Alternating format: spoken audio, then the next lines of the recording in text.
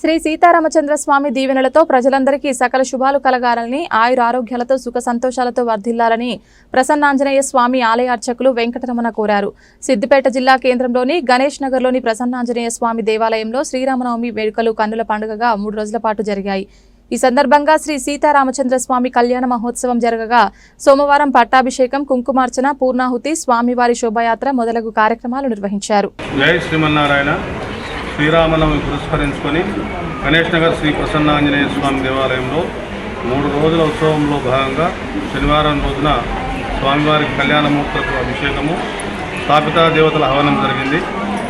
ఆదివారం రోజున ఉదయం 9 గంటలకు ఎదుర్కోలు కార్యక్రమం, 12 గంటలకు కళ్యాణ మహోత్సవం అత్యంత వైభవంగా జరిగింది. సాయంత్రం యథావిధిగా హోమ కార్యక్రమం జరిగింది.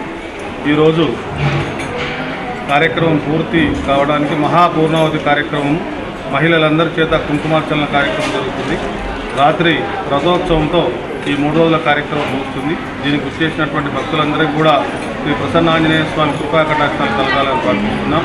ఈ యొక్క కార్యక్రమానికి వచ్చేసినటువంటి భక్తులకు, లోక కళ్యాణార్థం జరిగినటువంటి కార్యక్రమానికి వీక్షిస్తున్నటువంటి భక్తులందరికీ కూడా ఈ యొక్క స్వామివారి అనుగ్రహం కలగాలని ప్రార్థిస్తున్నాం. ప్రసన్నాంజనేయ స్వామి కార్యక్రమం ట్రస్టు మహిళా గోష్ఠి ఆధ్వర్యంలో అత్యంత వైభవంగా కార్యక్రమాలు జరిగాయి. జై శ్రీమన్నారాయణ.